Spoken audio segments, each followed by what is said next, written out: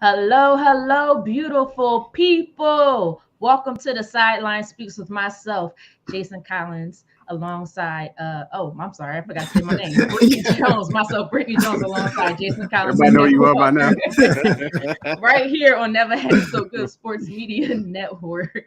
What's going on, K Walk and Jay? All is well, all is well. Everything's good. Should be a good show tonight. We got a lot of good stuff to talk about. See what I happens when you am take a week off, Britt? I know. I forget the whole daggone intro. What am I supposed to say? I forgot. I mean, everybody. We could see my name at the bottom, right? Exactly, Can I exactly. do my Plus, Beyonce moment? No, I'm just kidding. I'm just kidding. I'm the queen bee. No, I'm just kidding. I'm just kidding, guys. hey, go with it. That's how you Beehive, feel. don't Go with don't it. come at me. Don't come at me, Yeah, you got to be careful with that Beehive. one. Right? They be like, wait, what? Who Co- are you? they copyrighted. Right. Copyright infringement. All right, guys, you ready to talk some sports? Let's Let's do it. Let's get into it. All right, let's get into it. Everybody, we done had so much breaking news. We came in having a certain type of show. We had specific topics to talk about, but it's the NFL offseason. So that means breaking news day after day after day. That is right, K Walk. We just got to just throw it out the window. What we going to start with?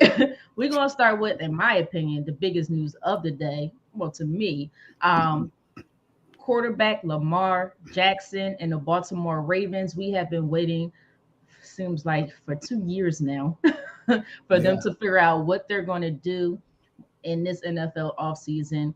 But it comes to find out that the Baltimore Ravens have decided to franchise tag the non-exclusive tag, give the non-exclusive tag to Lamar Jackson, which allows Lamar Jackson to then negotiate with other teams to try to figure out a deal. If that arises, then the Baltimore Ravens can match it. If they don't match it, then they get two first round draft picks from that from that team that gave him the offer.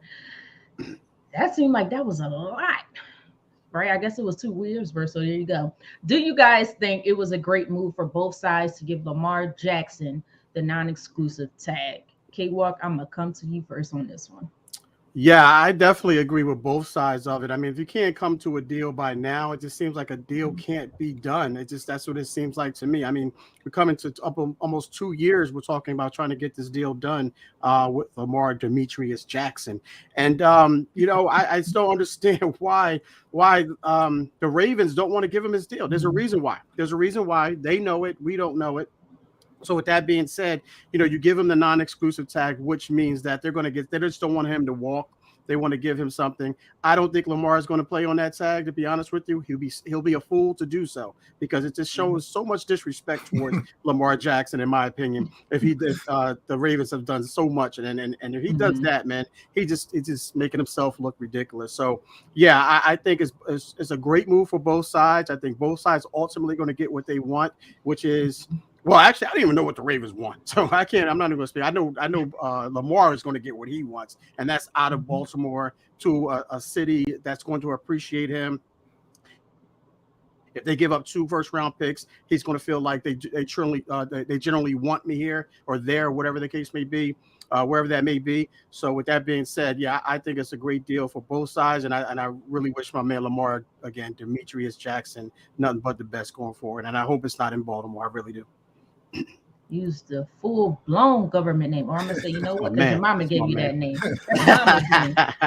That's mama's name. So you know what? I agree. I do think it was good decision for both sides. Like you said, K Walker allows him Lamar to go seek his deal.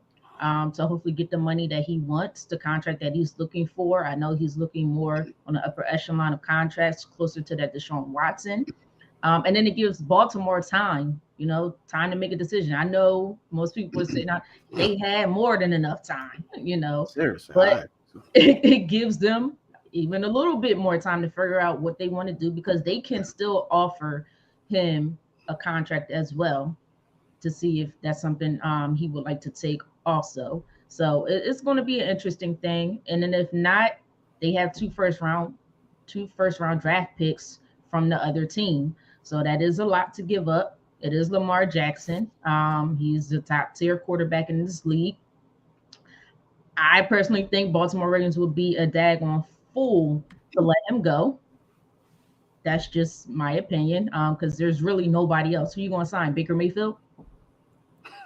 Know No, what they're looking no, for. I no don't know what they disrespect to want. all those Jimmy G fans out there. That you're gonna go get Jimmy G. You know what? Let me make it easier. Go get Carson Wentz. Let's see how you fare with that one. let's go see how well you do with that one. Let's see if some of your top tier guys on the team, especially on the defensive side of the ball, want to stay if you go get a Carson Wentz. Because I heard he's not the favorite in the locker room a lot of times. Still some talent, but mentally he's just gone. So it gives both sides time. That's what I'm going to say. It gives both sides time, and then also Lamar can see what he's worth, his value is out there, what his market is right now. So, but Jay, what are your thoughts? My thoughts are I think Lamar has played his last game as a Raven. I don't think he's ever going to play another game as a Raven. And K Walk, I'm with you. I don't understand what's going on. And you're right, Britt. You mentioned we've been talking about this for 2 years. And K Walk, we always like to use the relationship analogy when we talk about this, right? They're willing to date Lamar, but they're not willing to marry him. But to me, at this point, if I'm Lamar, I'm like, look, if you don't really love me, just let me go. You know, don't love me and leave me alone. Right? That's right. Let me go. Don't keep giving me a gift, a little something here, a little something there to keep me hanging around. Just let me go. And you're right, K-Walk. I felt like that non-exclusive tag, that was a slap in the face. I mean, if he plays on that, that's $32 million a year, which obviously to the normal man, that's a ton of money, but that's less than Geno Smith, less than Daniel Jones. He can't play on that tag. I mean, and look, if I'm a team that's interested in Lamar, I'm willing to give up 2 first-round picks for him. I mean, why not? Like, if you think Lamar is the guy, if you think Lamar is really that good, giving up 2 first-round picks, to me, that seems like a no-brainer. I mean, draft picks, you never know how they're going to pan out anyway. So to get a guy who's proven, who's been consistent, putting up the numbers, if you like Lamar Jackson, this is a great opportunity to jump on him. But no, man, I don't think he plays for the Ravens ever again. They have shown him time and time again how they really feel about him. It's time for him to get out of there, man. Seriously. I'll be honest. I don't see, and I could be wrong. I just don't see Baltimore winning the Super Bowl anytime soon. So I think Lamar should just try to find that deal, get out of there, not play on this tag, because you basically gave them their opportunity this past season. Y'all said, okay, I'm gonna just come in and I'm gonna play. He shouldn't have played last year, but he was like, I'm gonna show you what I got. Unfortunately, he did get hurt, although towards the beginning of the season he was playing great. Got hurt. Right. And then he got hurt. And then when we at the same spot we were last season with the Baltimore Ravens and this GM in this situation. So, but like we said, or like you guys said earlier in the season, they just don't value quarterbacks the way that other teams do. And we've seen that over the course of many, many years. So they got this thing of we could get just the average type of quarterback, get a great defense, and go to the Super Bowl. So to their defense, see it happening. Yeah, and to their defense, no pun intended, they have won 2 Super Bowls with below average quarterbacks, or average to below average quarterbacks. Yeah. Look at 2000, they won with Trent Dilfer. Yep. Look at 2012, they won with Joe Flacco. So in their defense, I understand that. But when you have someone with the talent and the God-given ability of Lamar Jackson, regardless of what you did in the past, this is what you have now. You don't let that go, man. I just don't understand what they're asking for, what they're looking for. And I just don't see them. You keep saying, Britt, that that gives them time to work out something. I think time has passed. I think that deadline is come and is gone. I don't think there's any salvaging this for either side, especially Lamar. Oh no. Like, I don't think it's time to salvage it with Lamar. I think it's just time to figure out what they want to do.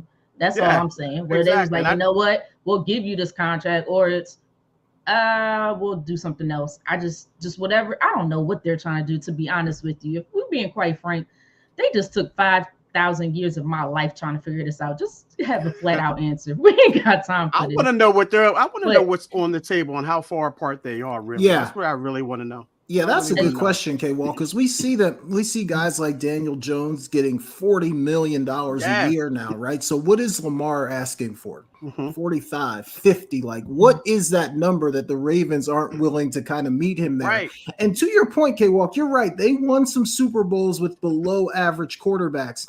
But I think where they might be stuck is the league is different now than it Yeah. was in Different. Yep. Facts. Yeah. 2000, That's what I'm even saying. what it was in 2012. Just 10 Yep. years later, the league is completely different. I'm not sure you can get it done anymore with That's what I'm a saying. below average guy and just Right. relying on your defense. So they might be living in the past a little bit too much on this one. But you're right, K-Walk. I would love to know what that number is that Lamar is asking for and kind of where the Ravens are as well, because that'll tell you exactly how they see him. Do they see him as a Geno Smith? Do they see him as a Daniel Jones? Mhm. I have a feeling that might be the kind of money they're offering. And obviously, if you're Lamar, you're not going to take that. Yeah. But here's the thing. It was a big thing about him going home because he's from Georgia, right? Atlanta. And Is with Lamar the from Atlanta? Yeah, maybe. I I thought don't he was know. from He somewhere could in be. Yeah, Georgia. I don't know. I think he is. But the Falcons just bowed out. Yeah. They bowed out. I know they had some conversation about it. And Mhm. I know the Falcons can use him as a quarterback. I mean, unless they really believe in Desmond Ritter.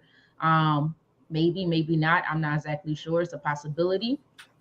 But what caused them to say, nah, I don't think so?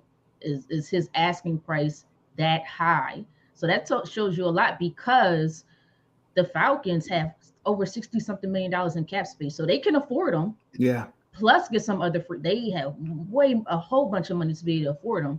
So it's going to come out within the next so many, actually probably next so many days.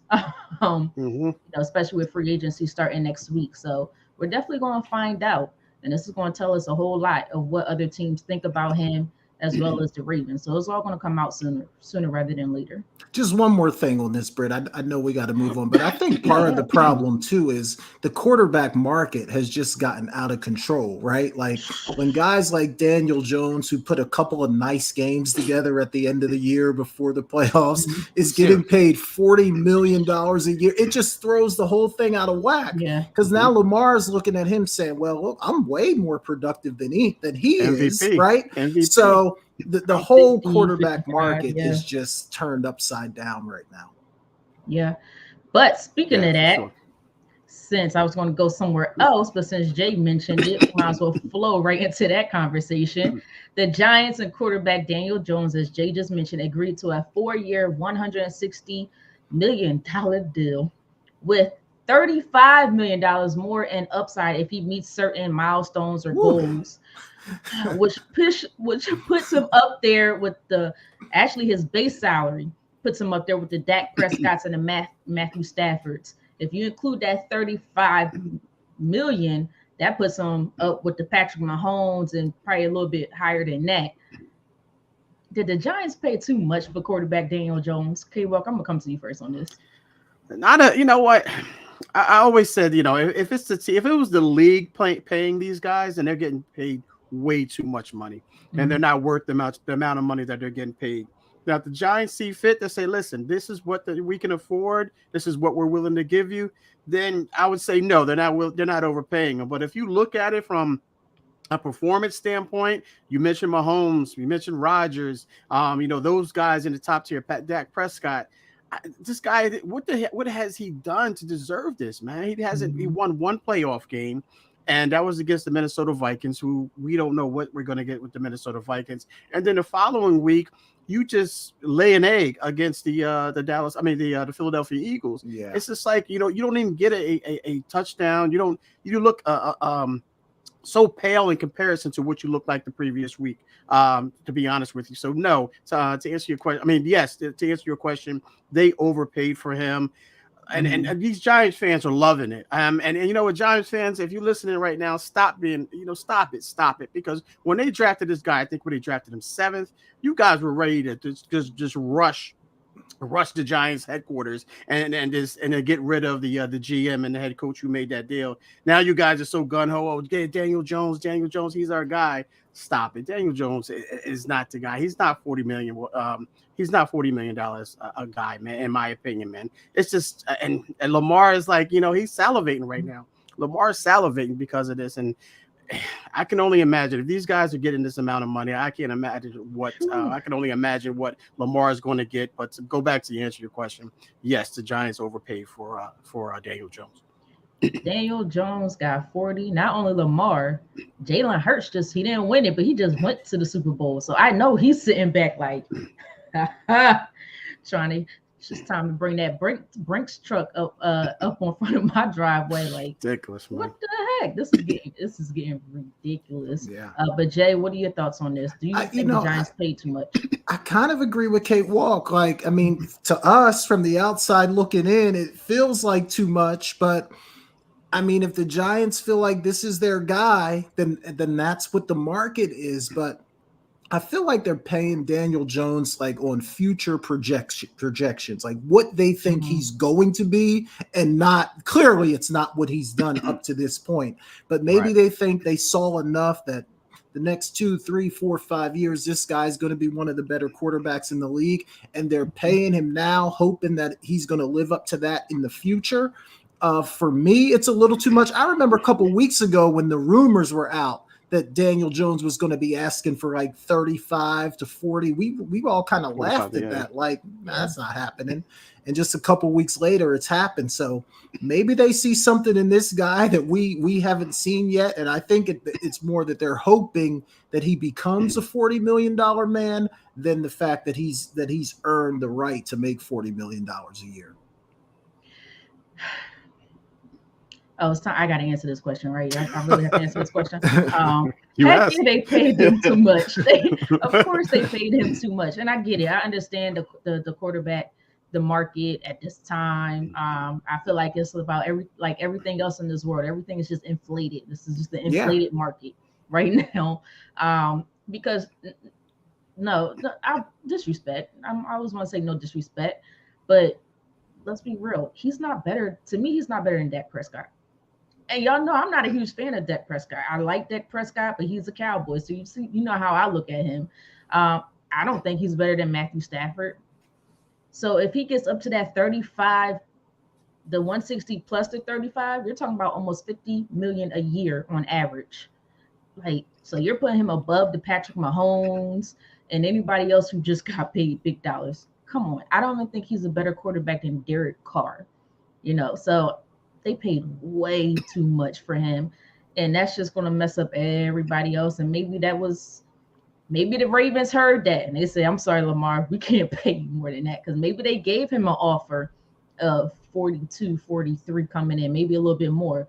But like you guys alluded to, Lamar seen that and was like, oh, I know for sure I'm at least 10 million more a year over Daniel Jones. So yes, I think they paid way too much for quarterback Daniel Jones. I just don't think he's worth that much. He has not done enough. He has not proved himself enough in this league to do that. And like K. Walker alluded to, Giants fans was mad when they drafted him.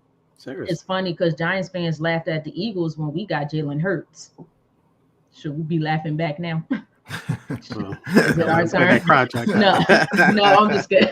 All right, guys, let's move on. We're going to move on because there was another quarterback that was announced earlier this week. It's just quarterback central up in here. I guess that's what the NFL is about. So earlier this week, it was announced that quarterback Geno Smith, comeback player of the year, quarterback Geno Smith and the Seattle Seahawks have come to an agreement of a 3-year, $105 million deal with $52 million guaranteed. Whew. I wish that was in my pockets. Do you think Seattle made a good decision in re-signing Geno Smith? Jay, I'm going to come to you first. Look, I think they made a good decision to re-sign Geno, but I mean, I feel like I got to hold Geno kind of to the same standard that I did with everybody else we talked about tonight. That feels like a little too much money for Geno, in my opinion. We're talking $35 million a year. I think up to this point in Geno's career, I read that he's only made like $17 or $18 million Now he's going to be making 35 a year. Look, I know he had a really good year. He played extremely well. But I don't know. I was surprised when that number came out. Happy for Geno. I'm glad all these guys are getting paid. Absolutely. But it feels a little rich for me. And hopefully Geno can, look, sometimes it takes guys just a little bit longer, highly touted coming out of college. Things didn't work out right away. This is kind of a second act for him. So maybe now he's got it figured out and he's going to play really well going forward. But it's tough after just one good year of football to kind of put 35 million on the table like that. But like you said, Britt, with only 52 million guaranteed, I feel like Seattle, if it doesn't work out, at least they kind of have a way out with only a 3-year deal versus some of these other longer deals that we've seen.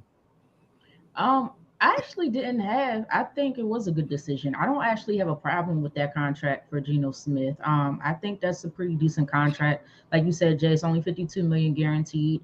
I felt like Daniel Jones should have been in that range. The way he played, the way Geno Smith played, I thought Geno Smith performed very well. He was way more accurate than Daniel Jones. Yeah. To me, he made more plays. It's just unfortunate that Giants got to the playoffs. They lost in the first round, but they did get to the playoffs. Seattle came close. They came close, right?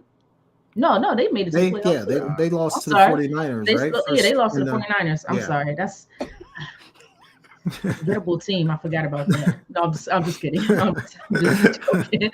Shots fired. No, the 49ers are not a forgettable team. I'm just kidding. No, but yeah, they lost in the first round also. But I just think Geno Smith outperformed Daniel Jones, in my opinion, this year. So for Daniel Jones to get paid so much better, I thought they would be around the same. But I don't think it was a bad sign. And plus, it's only 3 years. Yeah. So they could get out a lot faster. They're able to draft a quarterback. In this draft, I do believe they have a top 10 pick this year from a trade that they made. Yes, so I do believe they're set up for the long haul. Now that Giants one, we already talked about it, but we all know how we feel. But K-Rock, what are your thoughts? Yeah, I agree with Jay. Both of you actually, because of the fact of the matter, I think it's a team-friendly deal, and I think it works out for Geno Smith as well. Because, like you said, Jay, it's a 50. I think it's $50 to $51 million guaranteed, which he'll get in the first year. So if he doesn't perform in the first year, and then or he performs okay, gets to the playoffs, then that contract is warranted. If he doesn't, what have you, then they can move on from that. I'm pretty sure the back end of it is team friendly, but I think everything works out for both sides. I think it's a good fit. Geno was resurrected by Pete Carroll and that Seattle organization. Yeah. It's what he wanted. He was, like you mentioned, Jay.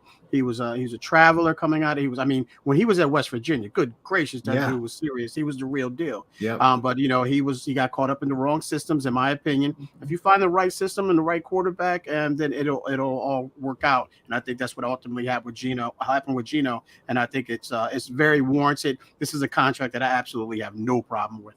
Yeah, and the other thing too, like at least with Geno, you feel like he's paid his dues in the league, absolutely. Right? He's had some bumps in the road. He's overcome a bunch of obstacles. So you feel a little bit better about the fact that now he's getting paid, whereas some of these other guys, it feels like the money's getting thrown at them a little bit too early. Yeah, absolutely. I mean, he had a better season than Russell Wilson. That's how I'm going to end it on that. All right, guys. And I'm a Russell Wilson fan, not this year. All right, guys. So we're going to move on. We're going to go back to last week, actually, prior to the draft, because I know on this show we haven't really had the opportunity to speak on it. But I want to talk about Georgia's defensive line and NFL draft prospect. He's the number one prospect in the draft, could go potentially number one overall, whoever has that first pick, Jalen Carter. He was released last week prior to the draft on a $4,000 bond after being charged with reckless driving and racing that actually caused two of his former classmates to be killed in an accident. They were racing two different cars. Jalen was able to attend the draft after being released. But my question to you guys is, do you think Jalen Carter, I have to make sure I say Carter because I have Hurts in my mind always. But not like that. But do you think Jalen Carter falls out of the top 5 or the top 10? Okay, Walker, I'm gonna come to you first. I think he will, not because of what happened though. I think what's going to happen is I think the Bears are looking to move back in the draft and give and trade that number one pick overall. I know that's their guy. That's who they want. I know they want Justin Fields to be their guy. I think if they trade back, and because some of these quarterback hungry teams or calling them and said, listen, what do you want for number one pick? What do you want for number one pick? They'll give that up, and they'll ultimately will fall back to wherever they fall back to, whatever they trade it, and Jalen Carter will still be there because of those teams who are quarterback hungry won't necessarily need that guy or want that guy because it's not a need for them at that point. So I don't think it's because he'll fall back in the draft, not because of the situation. Like you mentioned, I know it was a serious situation. I believe you said his bond was $4,000. Is that correct? Yeah. To be honest with you, that's not a serious bond, and he was ready to go. I think he was in, and I think he went in, came out. I think with the whole process took like less than a half hour, I believe. So that just tells you that's not severe. Yeah, he played a part in it. He wasn't the cause of it. He could have been, but they're not looking at it. It's just looking at it as a reckless driving incident.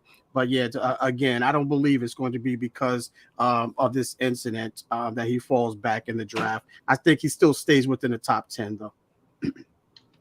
Jay, your thoughts? Yeah, first, obviously it's an awful situation, right? Sure. Where we've got these two people losing their lives, and but the charges, I guess, that they're putting on him are both misdemeanors, from what I understand. Exactly. Reckless driving. Allegedly, they're out there racing, and it's really the result that's terrible. Because I think back to when I was 20 years old and sometimes driving from State College back to New Jersey, and just being stupid and driving fast and just doing dumb stuff, So I think everyone that's been young and dumb has probably driven faster than they needed to be driving. It's the result that is unfortunate. But I think with him, like everything else that you hear about this kid is that he's a good guy all around. Like this is not somebody that has a reputation for getting into trouble or anything like that. I actually don't think it's going to hurt him too much in the draft, because all it really takes is one team to say, look, you know what? This guy's a phenomenal player. He's the number one guy on our board. If I can get him at 4 or 5 or 6, it's still a great deal. So I think, look, obviously he's going to learn his lesson from this. It's a terrible lesson to have to learn when people lose their lives. But you got to believe going forward, I mean, he's going to be as good as you possibly can be. So I think he's still going to get picked in the top 10. I think someone's going to grab him. It only takes one team. And it's just unfortunate what had to happen, in that whole situation. Just really unfortunate. Yeah, it was very unfortunate. Of course, I found out about it because of two former Georgia players are actually on the Eagles, Jordan Davis and Nakobe Dean, and I followed them on Instagram, and I was like, what was going on? Here's the thing about this. The timing that it came out made no sense to me. This happened December, January, something like that. It might have been late last year, if I can recall. And it comes out right before the combine, right as soon as the draft comes up. Understand that it could potentially impact them, but because of what Jay alluded to, it's heard that he is a good guy. He works hard. Like Jay said, he was probably just being young and dumb. So it was an accident on both sides. It is unfortunate that we lost two young people who had a bright future. I know one of them was a football part of the football team, and the other was part of the football staff, I do believe. I do think it did cause a little bit for him to fall maybe out of the top 5 just a little bit. And that's the reason why Chicago wants to potentially trade back. Because they was going to go with him, but that number one pick was going to be Jalen Carter. I believe no ifs, ands, or buts about it. That was their pick. But at the same time, it helps the Chicago Bears. It may not help Jalen Carter. He's not going to lose much money, but he doesn't get the number one overall pick money. It's still all about the same, I do believe.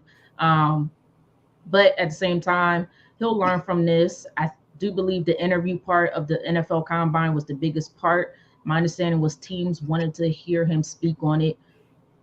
What is his feelings? Was this something that they'll have issues with? And I don't think they got that vibe from him, so which is a good thing. But as K Walk said, I do think the Bears will trade back because you're going to have a quarterback hungry team that's going to look to jump up, and they still want to get their guy in Jalen Carter, plus potentially get an additional first round pick or second round pick in this year's draft or next year's draft, depending on which pick it is. So yeah, I agree with you guys. I think he'll be fine. He's still going to be paid, and he's still going to be, in my mind, the number one prospect in the NFL draft. So there you go. All right, guys, we're gonna move on. I wanted to take your pick, but before we do that, I do want to talk about one thing in the NBA because I know it's always this time of year. The big conversation always comes up about who is the MVP. We're not quite through the entire season, but we are almost through the entire regular season, which should end about end of April, somewhere in that range. So I want to know who is your top two? Who are your top two NBA MVP candidates right now? Jay, I'm gonna start with you on this one. Man, this is tough. It's tough. I mean, I think you got to think about the Joker, right? Jokic, is that how you pronounce his name, out in Denver? Mm-hmm. He's played extremely well. He puts up great numbers. A lot of controversy around him sometimes, like whether he's deserving or not. But it's hard to argue with the fact that his team is winning and he has great numbers. So I think he's got to be a part of the conversation. I'm a fan of Jason Tatum. I think sometimes in these conversations he gets overlooked. He's played extremely well, the leader of a Celtics team that is second in the East right now. The numbers that he puts up, clutch buckets, like I think he does it all for Boston. So I think right now those two guys are probably my top two guys. And then obviously there's some other guys that are nipping at their heels, but I'm going to go with the Joker and Tatum right now as my top two. Good choices. K-Walk, who are your top two? Yeah, I think this is a two-man race, to be honest with you. I think you have to look at Jokic as one of my guys here in the top 10. I mean, he's averaging a triple-double. I know he's 20th in the league of scoring at 24.4. He's third in the league in assists 10, and he's 23rd in the league in steals. And then you look at him in rebounds, he's third in the league. So he's definitely up there for me. The second guy is a guy that's been following him for the last, or battling him, I should say, for the last couple of years, and that's Joel Embiid. Joel Embiid is averaging 33 points a game. He's second in the league.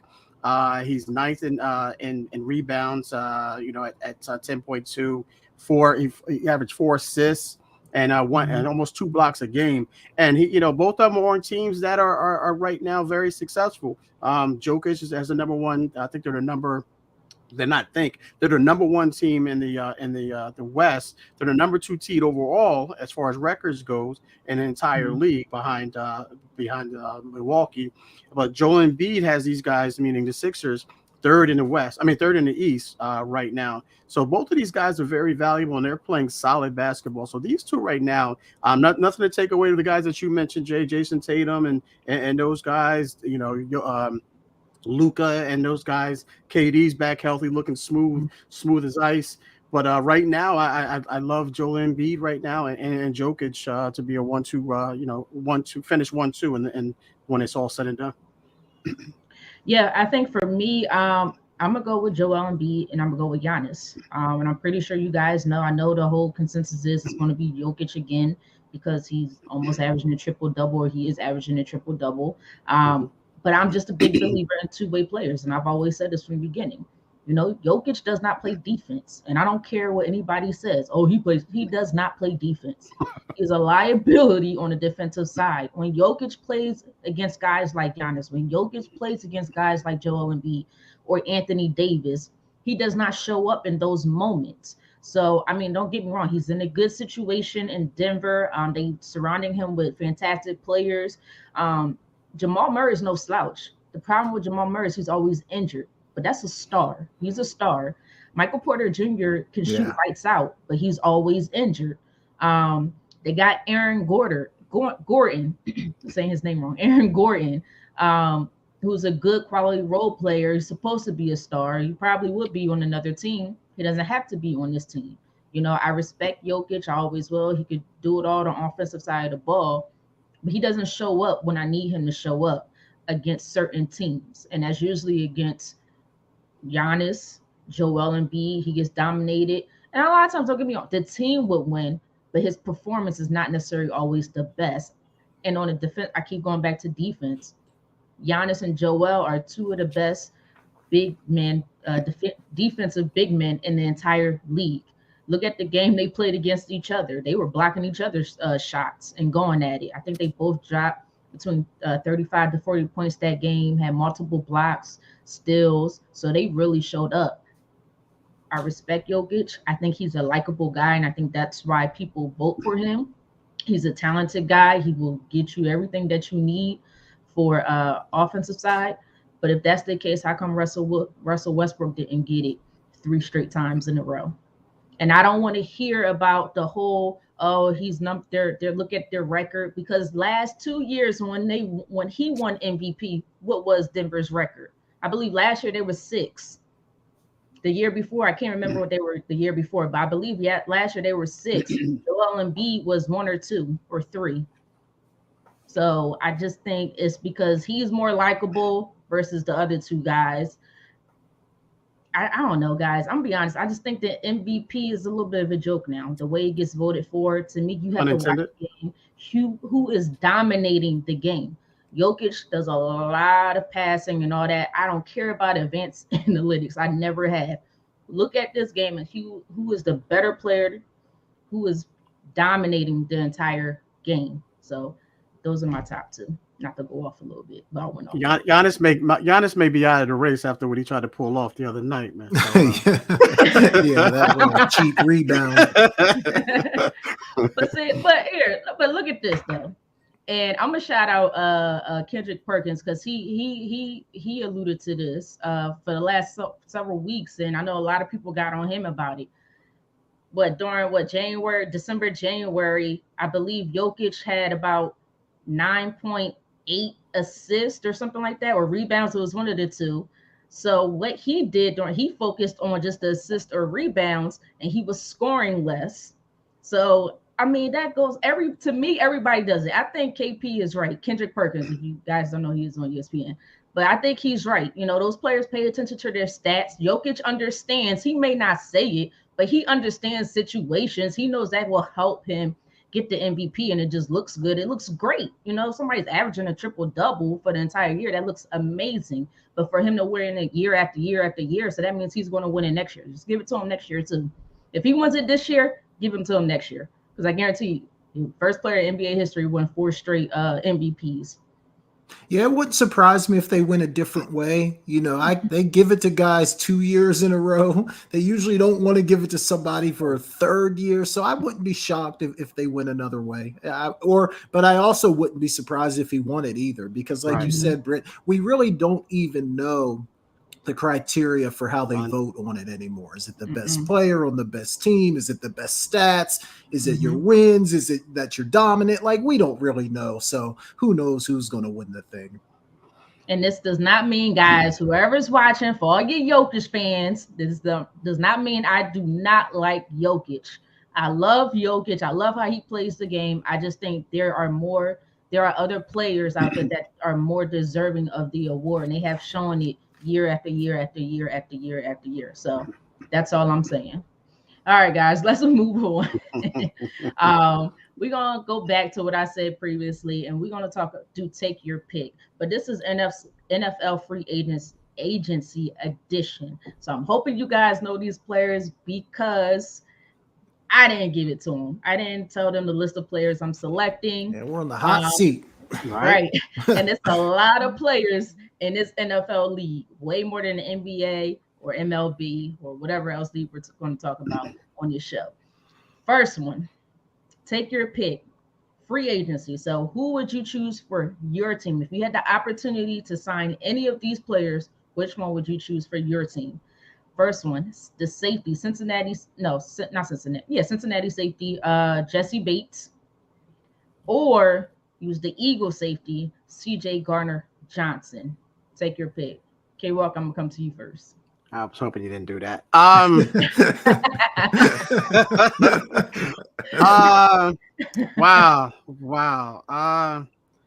You know what? I think I might go Gardner Johnson here. I think he's a little bit more versatile. I think he can play.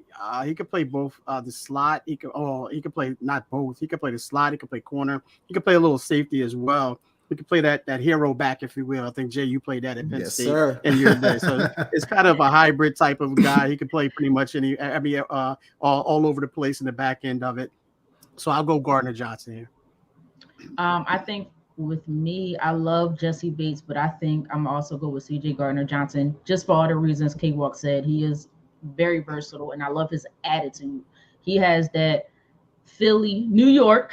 Let me say it. Let me put it out there. New York type of That's attitude. why he's a little questionable, though. A lot of guys don't Yeah, like the way yeah. he plays on the field, though. You know, I he's love known to how he spit on you. plays. Known to spit on you. I love that rugged, hard nose. I'm coming after you. I'm talking smack type of player. I love it. He won't go too far. He knows he won't go overboard though. But I'll go with CJ Gardner Johnson. But Jay, who you have? Yeah, look, I don't know that I'd really want either one of these guys. They're not really setting the world on fire for me, but I think I'm going to make it unanimous and agree with you guys. I'm not super familiar with either one of them, but I think that the point made about versatility is what kind of puts it over the top for me. So I'll make it unanimous. Hey Jay, I don't know too much about Bates either, so I went with Yeah. the devil that I know, that Right. as opposed I'm to the more angel familiar with that I yeah. know. Yeah, I go with the no to lead on alone. I think Bates is more of a free type of safety, but he's not as versatile. Yeah. He doesn't come down in the slot. But you know, he's good in that safety position. He's a great safety, put it that way. All right, guys. Let's see. I got a list of them. Okay, we're gonna go with this one. Wide receiver. This might be too easy. Wide receiver. DJ Chark. I don't know how to say his name. DJ Chark from. You guys don't know him. I don't. Can't walk where? right know him. I don't know this guy. The Jaguars. He played for the Jaguars. Oh, All right, okay, let me switch okay. it up. I'm switch it up. Okay. All right. Wide receiver McCole Hartman Okay. or wide receiver Darius Slayton. Okay. Jay, I'm gonna come to you first. I'm going to take a McCole Hardman just because I think he's got some explosiveness. He's got some big play potential, very quick, very fast. In today's NFL, a guy like that can really be a difference maker. So I'm going to take Hardman on this one. Okay, what? Yeah, I'm gonna go Hartman too. I think Hartman can beat you in different ways than Slayton can. I think Slayton's more of a guy who runs across the field, and I mean we all know that's for as receivers. We hear that call that route call. We love it because we know it's an easy way to beat, especially man to man. If it's zone, you just sit down. But Hartman can do a lot more than that. He can find the holes in his zone. He can go deep and you know, on the outside and the middle as well. And he can take a small play, you know, a short route and turn it into a big play. So I'm going to take Hartman as well. Man, these must be some easy ones. But I'm also going to go with McCole Hartman as well. I love his speed. I love how he could open things up for other players. He showed it time and time again with the Chiefs. I like Darius Slayton as well. I just don't think he's as great as a receiver as Hartman. That's all that is. He's a good route runner. I just don't think he's able to open up the field like McCole Hartman is able to because he's not as fast. That's it. All right, let's switch it up. Let's go with two franchise guys. They just got franchised, but I just want to know who you prefer. Okay. Quarterback Daniel Jones or quarterback Geno Smith. Quarterback Daniel Jones or quarterback Geno Smith. They're kind of on the same level. Okay, Walk, I'm coming to you first. I'm going with Geno Smith, man. I'm going to go with Geno Smith. I think Geno Smith he's a stronger arm. He's not as fast as Daniel Jones, but he is mobile enough. He's mobile enough to extend the play and to get you extra yards if the coverage is there.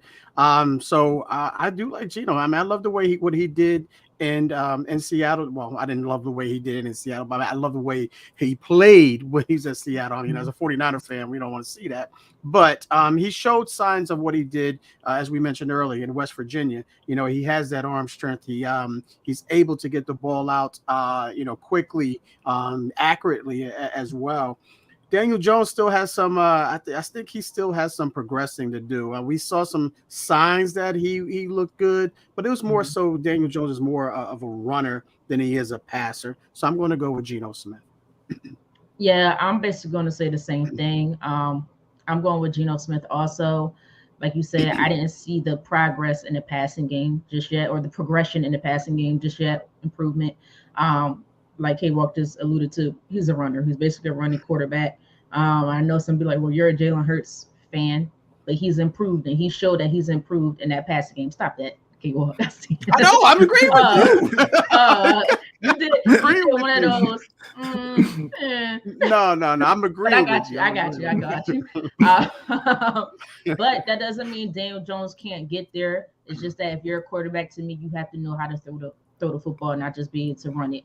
But Jay, you looking up and down all around. I'm like, you might be going opposite right now. No, actually, what I was really thinking, I'm starting to think K-Walk Britt has a crush on Jalen Hurts. She's brought him up 3 or 4 times tonight. She said earlier she couldn't stop thinking about him. A couple weeks ago, she said he was strong below. You remember that, K-Walk? So I'm starting to think that maybe there's something going on there. But I'm way too old for Jalen Hurts. I will rob the cradle. We're not doing that. I will go to jail. I'm not doing that. No, it's not like that. Y'all know I follow my Eagles every day, and I got to know what's going on. So, all right, that's all that's about. All right, I'm sorry. We ain't doing. Don't do that. I'm sorry. All right. No, you turn that fan on. That thing, your thing in the back blowing a little bit. You got a little hot. You got a little warm. You turn the fan up. Actually, that's heat because it's cold down here. Thank you. Oh, okay. All right. Look, I sip my tea. Good. Sip that tea. I'm going to go with Geno. I just feel like I trust him a little bit more. He's kind of been through the fire. He's come out on the other side. I just feel like I can trust him more. So I really expect Geno to have a really good year this year. He's a guy that has put the work in. He's gotten better over time. So for me, this is an easy one. I'm going Geno here.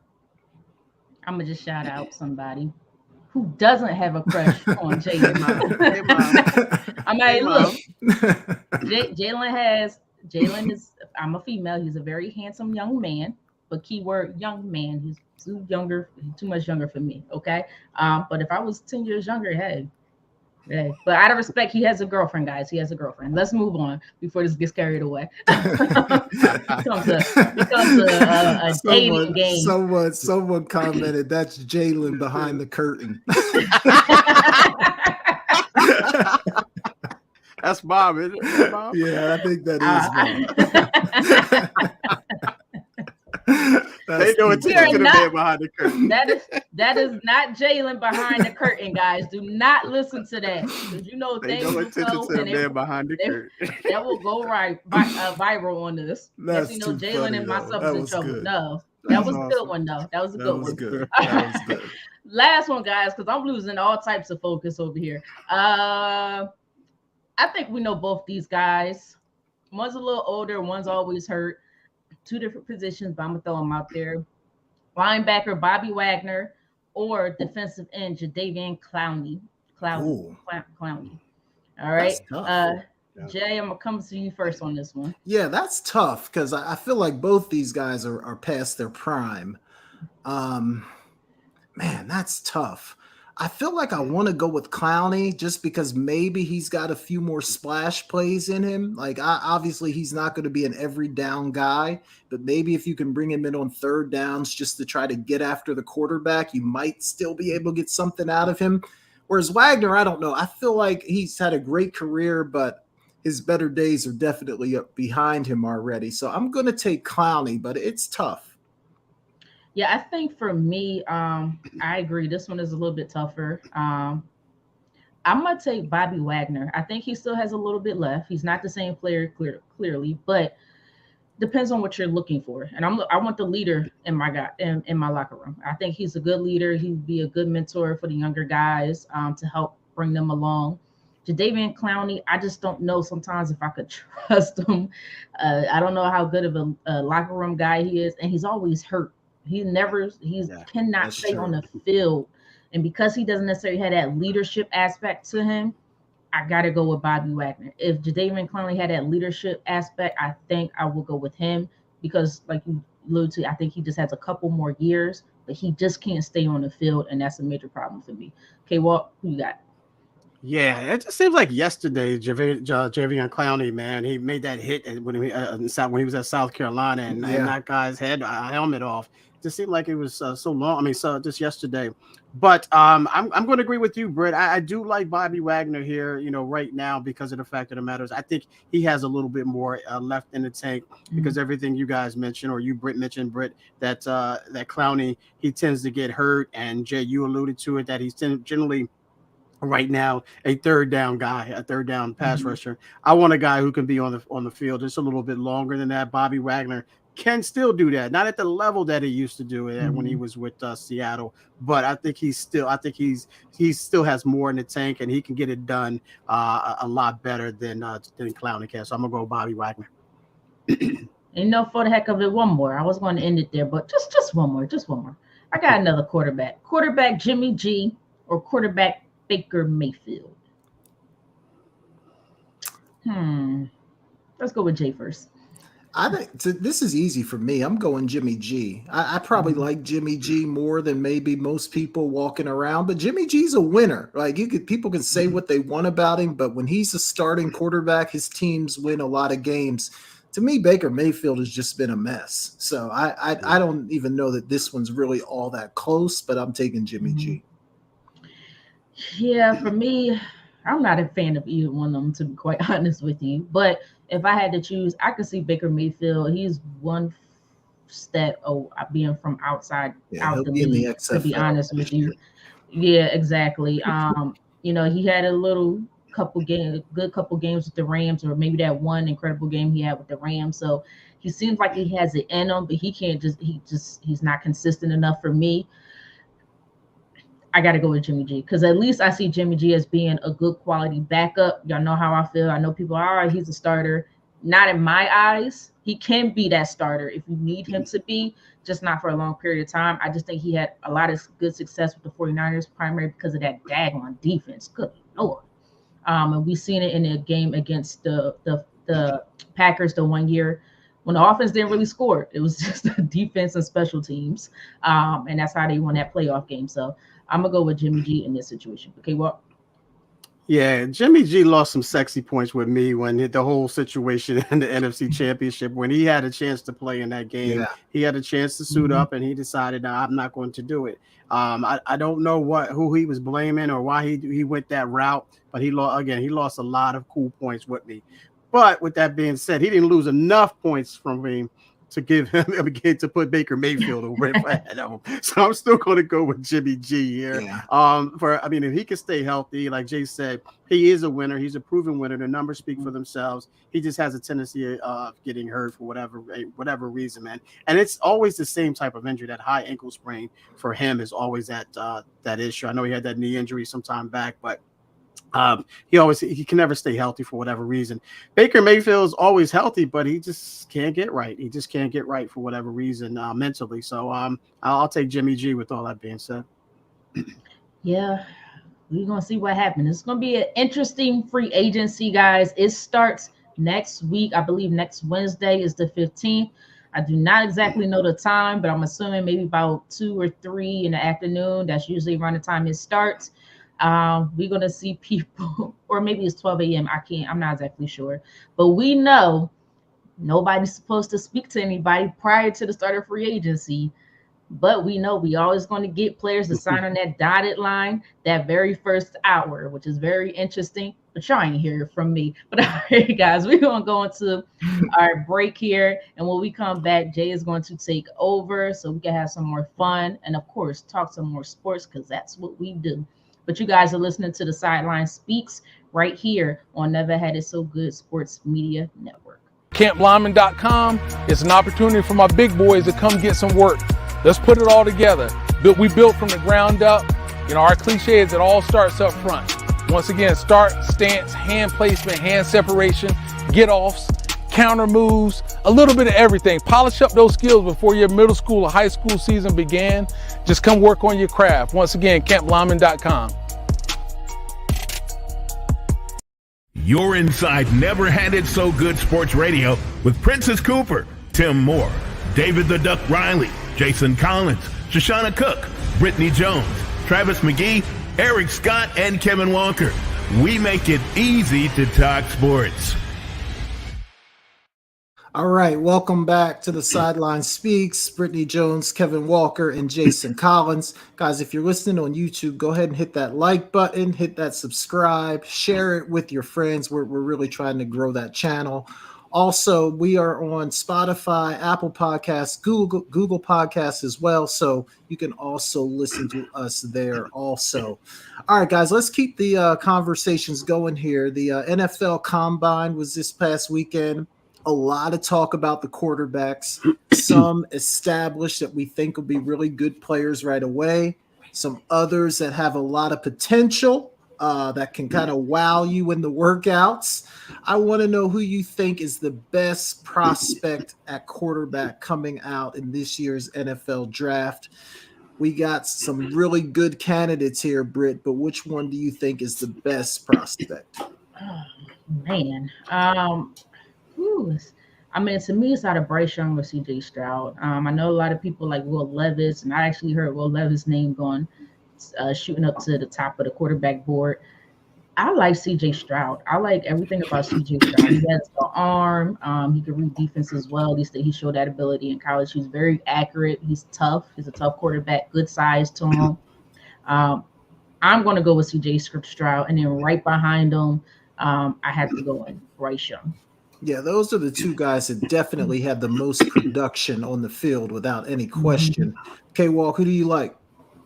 You know what, Jay? I'm not a fan of the underwear Olympics, man, but I do coming in. It was the two guys that that Britne mentioned, C.J. Stroud, and three guys, Will Levis and Bryce Young as well. But this young guy, man, that's coming from the University of Florida. He's just coming out of nowhere, but not out of nowhere. He was highly touted coming out. But right now, he is taking over, and he is dominating the underwear Olympics, man. And I'm talking about Anthony Richardson, man. This guy is he's 6'4", he's 6'4", 244 pounds. He's setting records with the vertical jump, 40.5 inches for quarterbacks. This is, ladies and gentlemen, the broad jump at 10 feet 9 inches, and the 40-yard dash. He ran a 4.43. At 6'4", 244 pounds, you're running a 4.43. Yeah, that is ridiculous. That is ridiculous. Man. So, I do like Anthony Richardson here right now. With all of those guys mentioned coming in, those were the big name guys. But Anthony Richardson is not only it's closing that gap slowly but surely. And if he continues to perform the way he does, he's been doing, and in individual workouts and things of that nature, he might be that number one guy on the board. I wouldn't be surprised if he was. Okay, man. So K-Walk, so you right now? I got CJ Stroud right now. I got CJ Stroud with a close second, Anthony Richardson. Okay, so you've got Richardson ahead of Bryce Young. Yes, I do. I think the size an issue for you with Bryce? Yes, I think he's too small, Jay. I just don't. What is he? 5'11", 5'10", and some change. 204 pounds. Jay, it's just not enough to get it done, man. That's like Devontae Smith playing quarterback, man. One wrong hit, and you're gonna be done. I mean, I just don't think he can sustain the NFL career playing quarterback, man. I really don't. Yeah, and we've seen some of the other shorter quarterbacks like a Russell Wilson, even a Kyler Murray, but they're a little bit more stout. Yeah. His frame is a little bit more lean. So I get kind of why Bryce Young, there could be some questions about him. I'm with you. I like CJ Stroud too. I mean, for me, I think I still have Bryce Young as my second guy just because of the production. But I think if I'm picking, CJ Stroud just feels like a safer pick. I think he can do all the things that Bryce Young can do. Bryce is probably a little bit more elusive, but in terms of throwing the football, I think they're probably on par. So CJ Stroud just feels like a safer pick to me. But it's hard to overlook what Bryce did on the field. I mean, absolutely Right. phenomenal Mhm. at Alabama, whereas Levis and Anthony Richardson, their game tape doesn't necessarily hold up Mhm. to kind of what they look like in shorts and a t-shirt. So I got Stroud 1, and then I'd probably have Bryce Young at number 2. So K-Walk, obviously you've got Richardson ahead of Levis. Levis has gotten a lot of, I mean, people are Yeah. talking this guy up big time. How do you see him projecting? Like, is he going to be a good NFL quarterback, or is he going to be a bust? No, I think he's going to be a good quarterback, Jay. He's a strong arm. He can make all of those throws, man, and he knows he can make those throws. He's come out and said that I can make these throws. I'm going to make these throws. Um, I'm just not high on him. I don't know why I'm not high on him, Jay. I'm just not as much as everyone else is. I think maybe because Anthony Richardson has come out and shown what he can do from a physical standpoint. Then you got C.J. Stroud and Bryce Young in there as well. But I do like Will Levis. I just don't I'm not putting him up there just yet. I think he'll be a serviceable quarterback, Jay, in the NFL. I can't see him being an elite quarterback, but a serviceable quarterback at best. If I have to compare him to someone in the league right now, um, that's a good one, man. I don't want to give him the Baker Mayfield. I think he's kind of like Baker Mayfield, but with the higher upside, with the bigger upside for sure. Yeah, I mean, he's got all the physical tools for sure. I mean, he was at Penn State before he went to Kentucky. He was a backup to Sean Clifford, couldn't really get it on the field. Penn State was using him in a weird way, like as a running quarterback, wouldn't really let him throw the ball at all, which is kind of hard to believe given the arm that he has. I have a lot of questions about this guy, Britt. I'm not sure how good of a pro he's going to be. What are your thoughts on Levis? You think he'll be a good pro? I think he'll be above average type of pro, in my opinion. Kind of in the same boat as K-Walk. I don't know if I'll put him on the level of Baker Mayfield. I will give him. I'll put him a little bit above that. I think he'll be a good quality. Yeah, you did say that. A little quality. I think he'll be a quality starter in the NFL.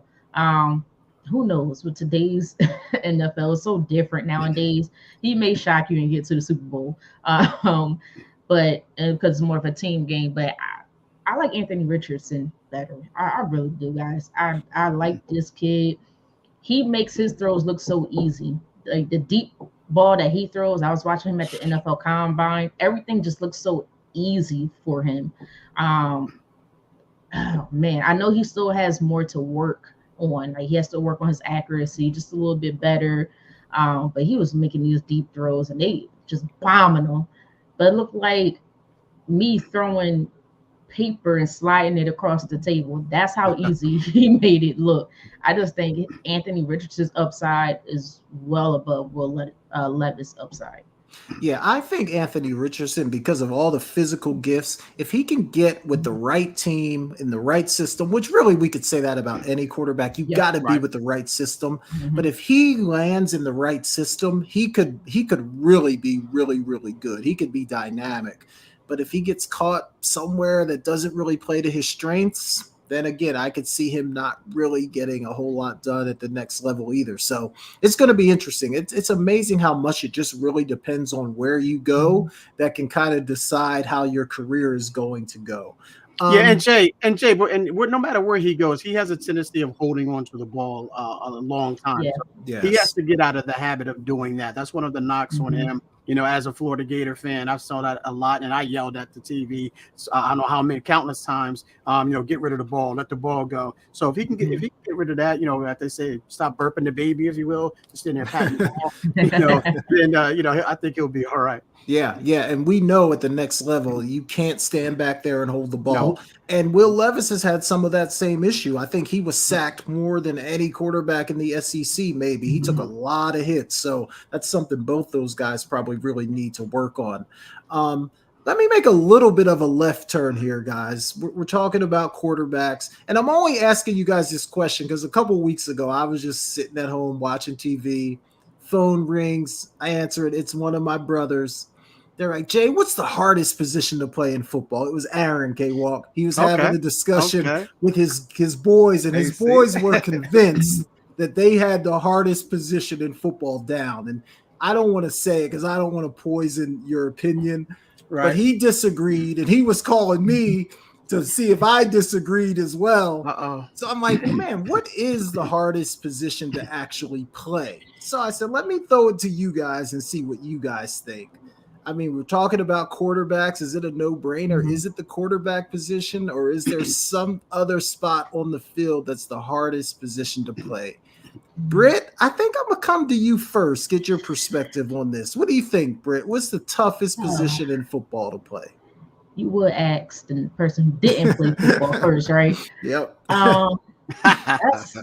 That's not easy. I don't think it's easy. You would think the quarterback, because they have to be able to read the defense, be able to, read, make the necessary proper reads, sometimes have to make an alternative call. I forgot what it's called. Alternative call or pre-calls or whatever. Thank you. Audibles. Be able to make the pre-reads, post-reads, be able to move in the pocket. It sounds like the quarterback because they got a lot of work. But it depends on what era are we playing? If we're playing today's era, I'll be honest, I think it's on defense, and I'm going to say the cornerback position. And I know people are like, what? Out of everything else? I just think the way the NFL is, and sometimes even college, but primarily the NFL, you can't touch these guys. They basically get free range. Every little tic-tac touch is a call, it's a hold, it's some sort of penalty. So they really have to be able to play hands-free like you're supposed to, I guess. But as we know, back in the day, they used to hold, grab, do whatever, try to be some sort of advantage. I've seen instances where the offensive player pushes off on the corners and there's no call to, get themselves open to make that catch. So I'm going to say any position in that secondary position, I think is really, really hard. And you have to be able to keep eyes on your guy as well as that quarterback, especially in today's league, when you have more running quarterbacks than I think you've ever had in the history of the NFL. So you got to be real mindful. And then sometimes you got to come up, play the run, be able to blitz. So I just think you really have to be smart and be skillful, a lot more skillful back there than you had to in years past. Yeah, that's a good answer, Britt. And you were making a good case for the quarterback as well, right? Because of all the mental aspect of it. And I agree with you. I think now, obviously, the mental part, they've got to be on their game, physical gifts, be able to throw the football accurately. But almost the way that they've kind of taken the physical part of being a quarterback out of the game where you just can't touch them. When you really have no fear of being hit, like for real, I feel like it's made that position a little bit easier over the years. I could be wrong about that. But K-Walk, what say you, man? I'm very interested to see where you're going to go here. Yeah, I think it's the wide receiver position. No, I'm just kidding.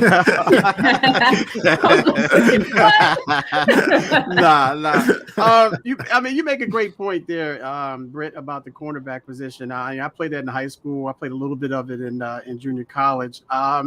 It is a tough position, but you can get away with some things, if you're savvy enough. So I don't think it's that hard, to be honest with you. But I'm going to go with the quarterback position. Now, I actually played quarterback one game in a bowl game in Lackawanna. My last game at Lackawanna, man. Our backup quarterback went down. He wasn't able to make the trip. Our starting quarterback actually went down as well. So I had to start the second half. I tell you what, that's a different animal, man. That is a different animal.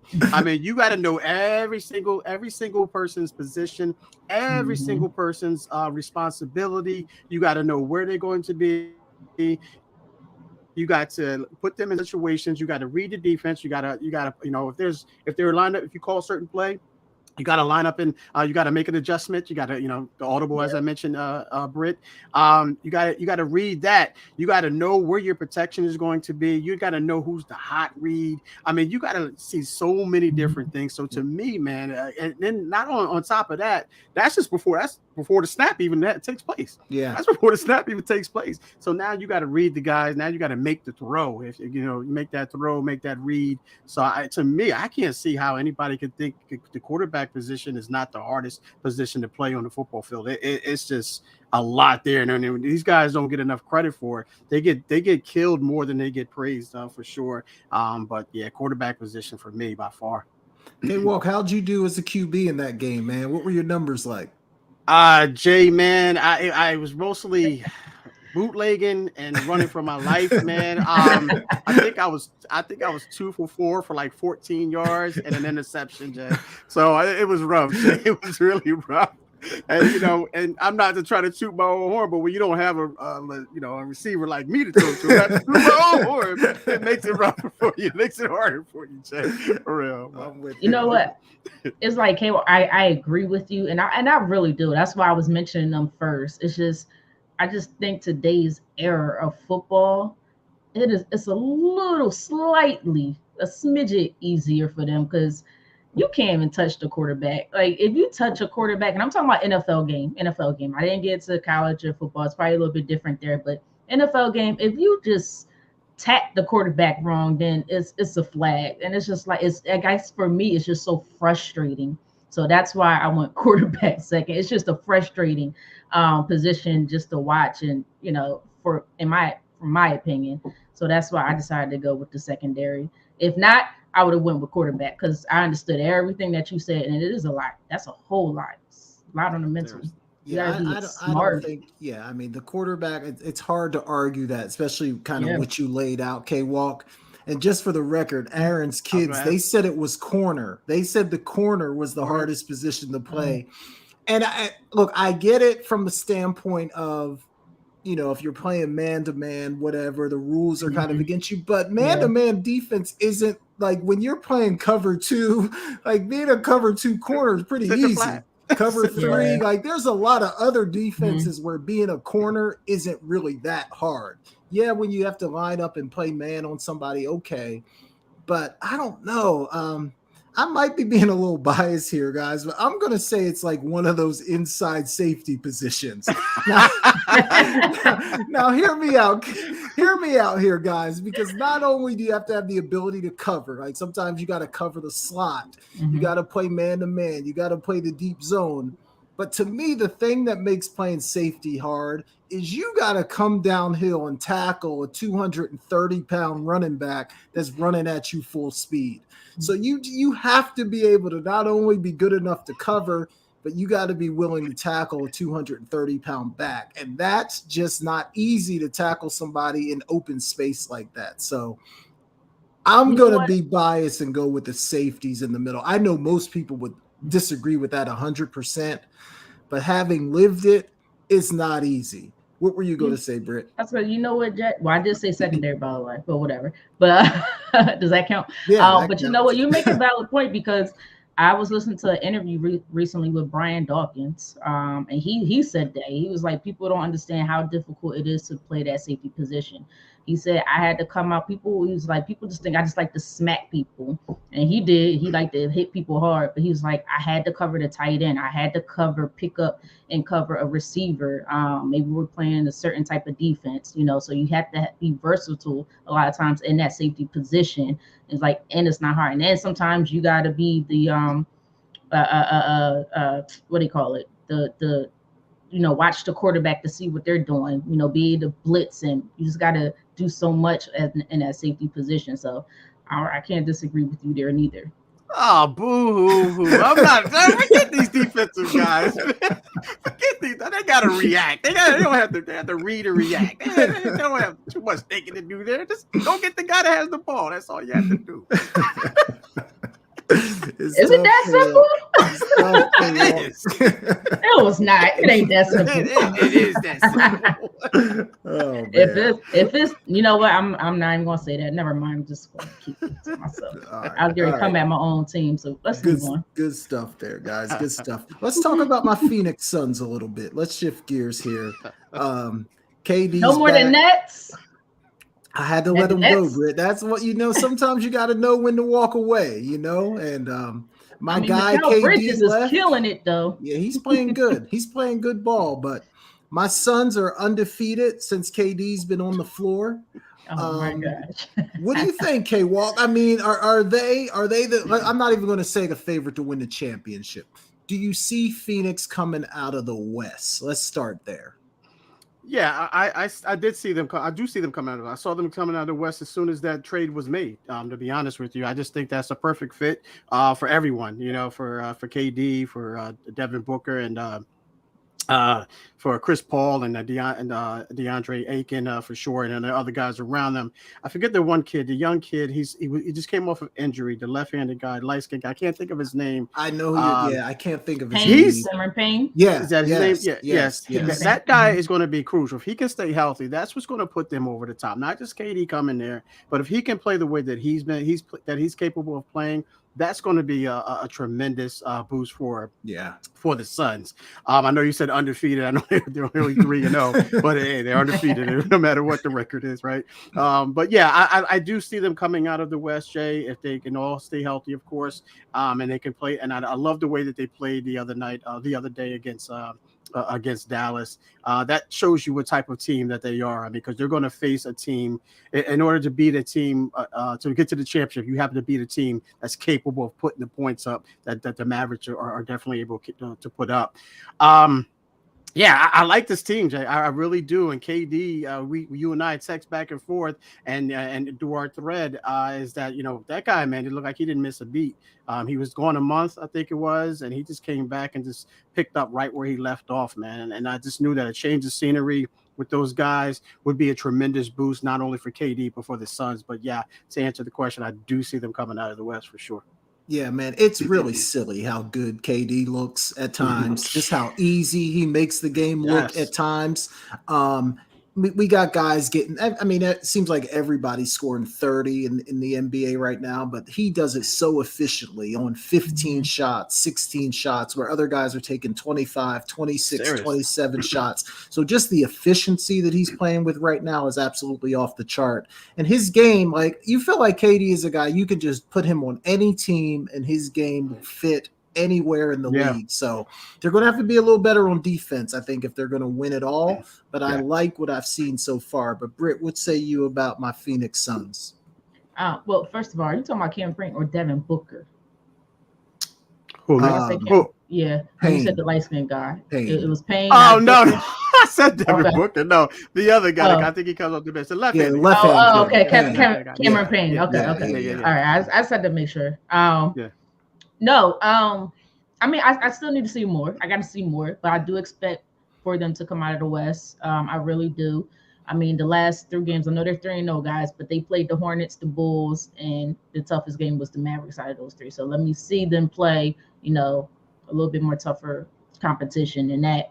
But I do think this was a good fit for KD. I love the fact that KD, like you guys say, is very efficient. He makes things look so easy, and he's one of the few stars in this league that could play off the ball. He does not need the ball to be successful, which really helps because Chris Paul is the primary point guard, and between him and D-Book, they both play off the ball, and then you still got DeAndre Ayton in that middle.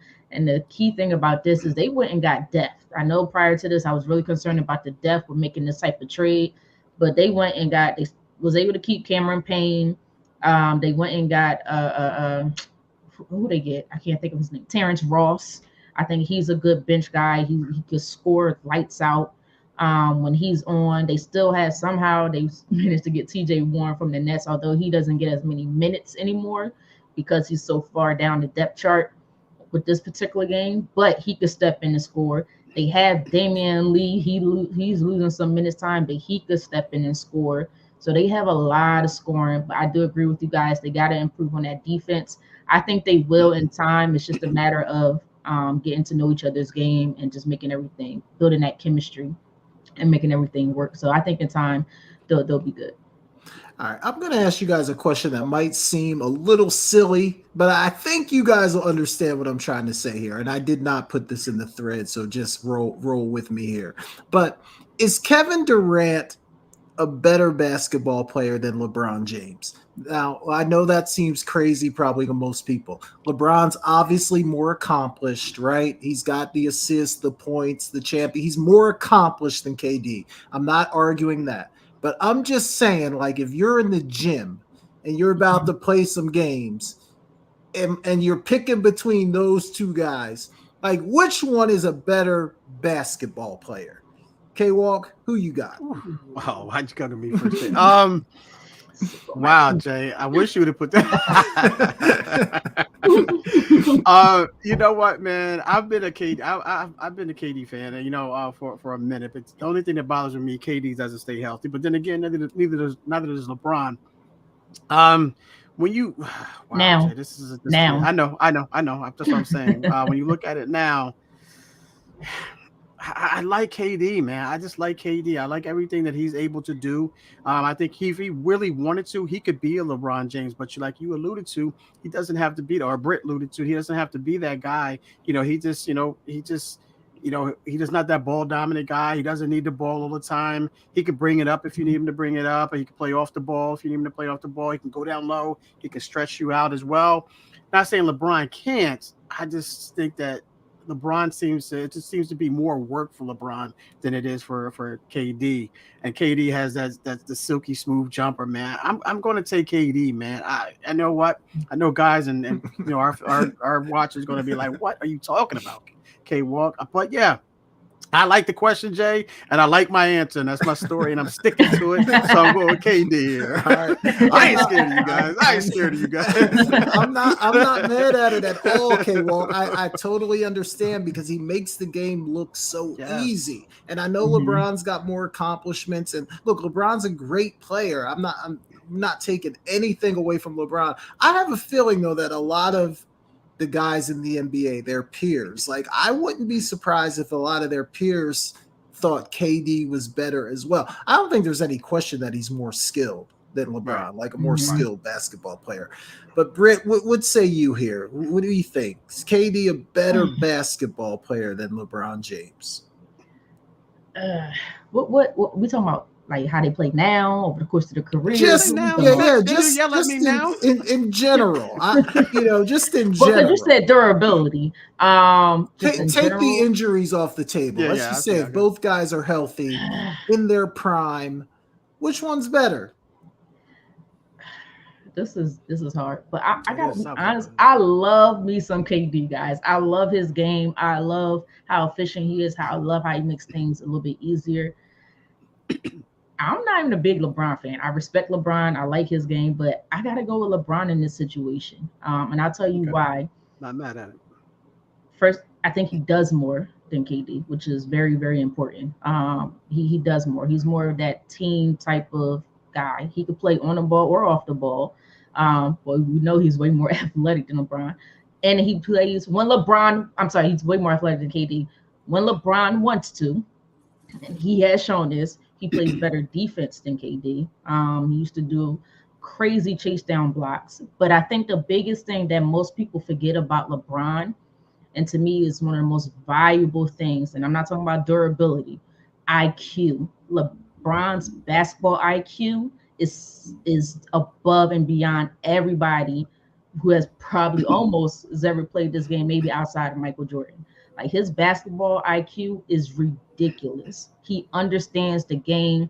You could see him on the court. He tells people, I need you to slash right now. He steps up. He says it out loud. If he steps up, you go behind him. And you can see it play out. Everything he says, you see it play out right there on that court. I think that's, to me, one of the number one best things about a basketball player is their basketball IQ and the reads that they make on that court. And that sets everybody else up. And that's why during he was able to carry a team. You could see that it's his basketball. Now you could talk about the fourth quarter shots and all that other stuff, but that's the best thing about him. KD doesn't have that. KD is talented. He's just, his basketball IQ is not like LeBron's, but then nobody's is. You make a good point. I mean, you make a good case for LeBron. I think for me, it's just a personal preference. I think I just prefer KD. I really do. I just like his game better. So sometimes, like, guys, a lot of LeBron, like, just going in the lane and, like, kind of dipping his shoulder and overpowering people. Mm-hmm. I get it. You still get the 2 points for it, but it just doesn't feel as impressive to me as, like, hitting an 18-foot jumper. Mm-hmm. So I'm going to take KD, but I get it. Like, if somebody wants LeBron, go for it. But for me, I think I just prefer KD. But, Britt, your point about high IQ, I thought that's an excellent point as well. All right, let's go from high IQ to low IQ. Ja Morant has got himself. Let me take that back. No. We live. We Don't live. backpedal on Don't that, take man. backs. Yeah, I'll double nope. down for you. Low IQ. I'll double down for you. I'll triple down with Man, that. John Morant. I don't know what he's doing, guys. Hopefully this last incident is going to set him straight. But right now, suspended for a couple of games. Looks like it's probably going to be more as he's being investigated by lots of different organizations. Let's just say.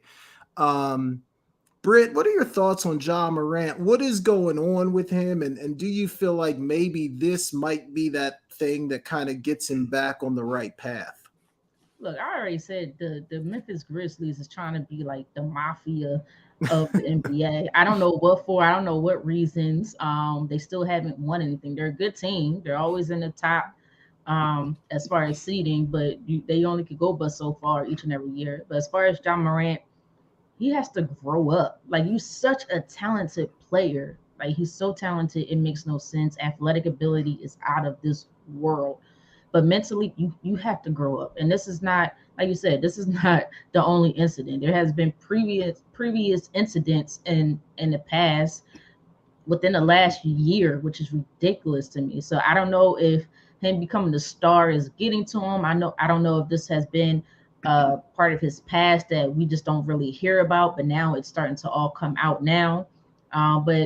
Recently they just said something about it was an incident in the mall with his mom. His mom had a situation with one of the employees at the store. Like, okay, if somebody gets you, just walk out the store. Don't give him your money. But he rolls up there with 9 people. What are you trying to do? What are you going to do? What you going to do? Beat up the guy for what? Beat up the person for what? Because they didn't want to give your mom a discount. Like, what the heck? Oh, this said it was supposed to be $25, not $29.99. Well, ma'am, this is $29. Like, come on, you're doing too much. So it's like it's time to grow up. But maybe this is what he needs to get himself in order. Is this going to be the last situation? I don't know, because we've seen it with his dad, even T. Morant.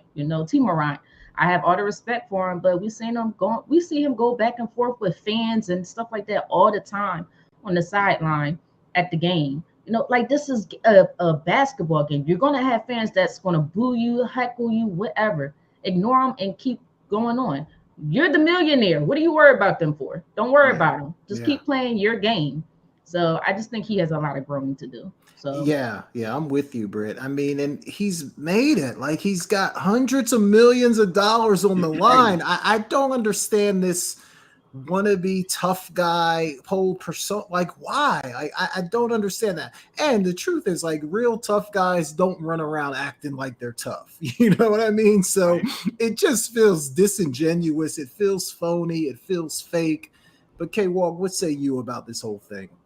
Yeah, man, I want to be a tough guy, but you know what? Just like I want to be 6'3". You got to lower your lane. I'm not 6'3". I'm not a tough guy. No, I don't get it. Brett, you were joking, but the mafia. I don't know if you guys watch the show BMF, Black Mafia Family. That's just kind of like how he's doing, man. I don't know, this day and age, these young kids nowadays, these young adults right now. I don't even want to call them adults, because what he did was so childish, so immature, so thuggish, man. Who does it? What was going through your mind? And you're doing this on Instagram. Now, I get it. I get this is the day and age. It's the social media. But show a gun, bro, in a club after a loss. Like, what are you celebrating? Like, what are you doing here, man? Like, I think that the Memphis Grizzlies and you would think that, with all of his success and all of his money, that they would surround guys with him, surround the guys, around him, give guys around him that, that can say, listen, he wants to go left or right. Listen, nah, bro, we got to go here. You get your mom some shoes. Your mom want to get some shoes? Okay, let's go here, get it. If she has a problem with it, then disagreement, like you said, Britt, don't give him the money. Don't give them the money and walk away, go to another store. It's just too much. Everyone, and you could tell it's, I don't want to say this, but you could tell it has something to do with the parents. I'm sorry. T. Morant, we see how he gets down. Obviously, we see how his mother gets down. Now, you got to be wary of this, man. You got to be wary of this. And John Morant's he's just getting it from what he was taught, how he was brought up. And I don't think he sees this as, as him being a superstar, and whatever he does is going to be magnified. I just think he just wants to be John Morant. This is who John Morant is. And like you guys stated earlier, like I stated earlier, like some time back, guy rubs me the wrong way. I just don't like the cut of his jib. But then he started to win me over because it seemed like he started to grow up a little bit. And obviously he takes this huge step back, man. So hopefully, with all that being said, hopefully this guy can get the help that he needs, get the surroundings that he needs, and cut some of these guys out of his life that doesn't really need to be in his life, because they're only going to tear you down, not lift you up. So anybody that's going to weigh you down, man, just cut them off, man. But yeah, Ja, if you're listening, I'm probably not, but if you're listening, bro, man, just get the help that you need, man. If you need help, because we all go through something, man. But listen, just be smarter. You're going to get, I know that, with age comes wisdom, man. And I know that's ultimately going to happen. So I know you'll make better choices going forward for sure. Yeah, man, it's tough. I mean, I get it. And you're right. Like in today's day and age with cameras everywhere, social media. That was his own camera. Yeah, his own camera. Makes it even worse. Which does make it worse. You're young, you're rich, you feel like you got the world at your fingertips. I get it. Guys are going to do stupid things, but at some point, like if you're having a problem everywhere you go, maybe you're the problem, right? You got to take a look in the mirror at that point. So, like you said, hopefully, I mean, we're all rooting for Ja. None of us want to see anything bad happen to this guy. So hopefully this is that thing that kind of sets him straight and says, okay, I need to get it together before I lose everything that I work for. So hopefully Ja can get this thing turned around. But man, it's been an embarrassing few weeks for him, man. It can't get any worse. All right, guys, before we get go ahead, Britt. This made Uncle Shay Shay look good. It did. Right, it did. Yes. It really did. Yeah. It really did. Hey, my grandmother used to say, if it smells like 2-day-old chicken everywhere you go, then it's you. That's right. That's right. All right, before we get into our rant and ball, and we got to talk about a little bit of college basketball tournament coming up next week. I think next Tuesday they do the play-in games or whatever they call them in the NCAA. Then the tournament's going to start next Thursday. But let's just talk about the University of South Carolina women's basketball team. Just finished the season undefeated. Dawn Staley's got these ladies absolutely rolling. To me, they look like the clear best team in the country. I don't really see anyone beating them unless they just play a really bad game. But Britt, give me a prediction here. When it's all said and done, is South Carolina going to be the women's champ? I mean, like you just said it, I don't see anybody beating them right now. I think yes, until somebody somehow, some way can prove me otherwise. I just think Dawn Staley got these girls playing hard, and she has done this time and time again. She's a fantastic coach, and to me, becoming one of the best coaches to ever coach in NCAA history on both men's and women's basketball. She's really starting to get up there in the ranks. Aaliyah in Boston, she's been killing it. She's been, I think, almost averaging a double-double this year, if I can recall. Yeah. I love the girl Zaya Cooks, their guard. She's a great player, fantastic, could shoot the ball very well. I mean, she's not. I'm sorry, guys. My cat literally just jumped on this. Where did it just come from? So yes, I have a cat and a dog, guys. But no, I just, their defense, the way they play together, going back to their defense, they have some stout defense. And I always say I think the women's game is much better than the men's game because how skilled everybody on the court has to be because of the lack of athleticism. Unlike the men, these girls can play, and I don't see anybody beating them. Yeah, in a way, to me, it's almost more impressive what she's doing now because the women's game is so much more competitive now. Like, and not to take anything away from Gino and Pat Summitt when they were winning all their championships, but really, then it was like a 1 or 2 team women's basketball league. Really, I mean, Connecticut, Tennessee, one of them was going to win the championship. Either they had all the talent, it wasn't spread out, so you just knew they were going to win every year. What Dawn Staley's doing right now in a much more competitive women's college basketball, it's absolutely phenomenal. But K-Walk, what say you? Are they going to cut down the nets again this year? Yeah, Jay, give them the scissors right now, man, for sure.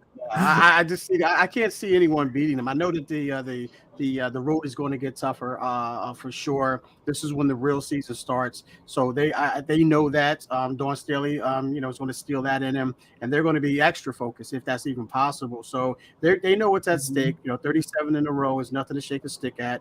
They're going for, you're not only going for the title. They in the back of their minds, it's not in the forefront of their minds, but in the back of their minds, they want to go after that UConn title. Not the UConn record. I think it's 51 straight.